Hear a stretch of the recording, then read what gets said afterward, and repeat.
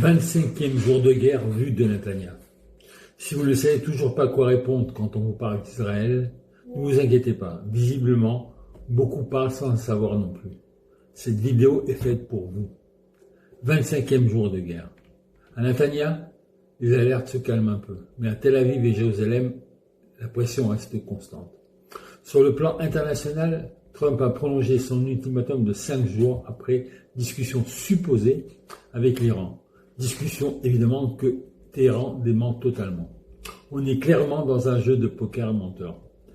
Trump semble avoir compris la stratégie iranienne où le mensonge et la taquilla fait partie intégrante du combat.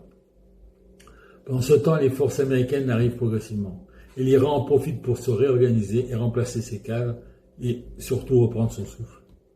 Mais Israël, lui, ne ralentit pas. Les frappes continuent, y compris à Téhéran. Au nord, le front libanais reste actif avec le Hezbollah. Et fait intéressant, le Liban annonce le renvoi de l'ambassadeur iranien. Geste réel ou opération de com', difficile à dire, surtout quand il s'agit de plaire à l'Europe. En parallèle, le détroit d'Ormuz reste et devient un point clé. L'Iran menace l'approvisionnement mondial en pétrole pour mettre la pression sur toute la planète. Objectif, forcer la coalition internationale contre Israël et les États-Unis. Et malgré ça, l'Iran se voit déjà comme le vainqueur, prêt à imposer ses conditions.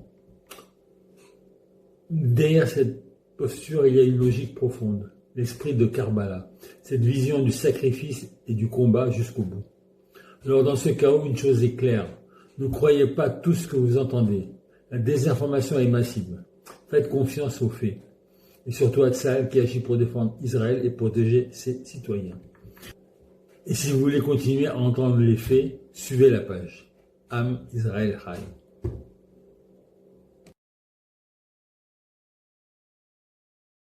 25e jour de guerre vu de Netanyahou. Si vous ne savez toujours pas quoi répondre quand on vous parle d'Israël, ne vous inquiétez pas. Visiblement, beaucoup parlent sans le savoir non plus. Cette vidéo est faite pour vous.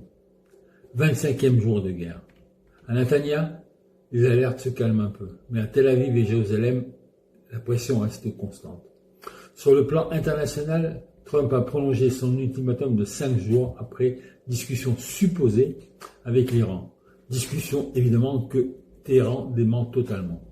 On est clairement dans un jeu de poker menteur. Trump semble avoir compris la stratégie iranienne où le mensonge et la taquilla fait partie intégrante du combat. Pendant ce temps, les forces américaines arrivent progressivement. Et l'Iran en profite pour se réorganiser et remplacer ses cadres et surtout reprendre son souffle. Mais Israël, lui, ne ralentit pas. Les frappes continuent, y compris à Téhéran.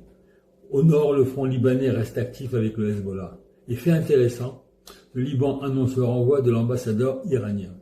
Geste réel ou opération de com', difficile à dire, surtout quand il s'agit de plaire à l'Europe. En parallèle, le détroit d'Ormuz reste et devient un point clé. L'Iran menace l'approvisionnement mondial en pétrole pour mettre la pression sur toute la planète. Objectif, forcer la coalition internationale contre Israël et les États-Unis.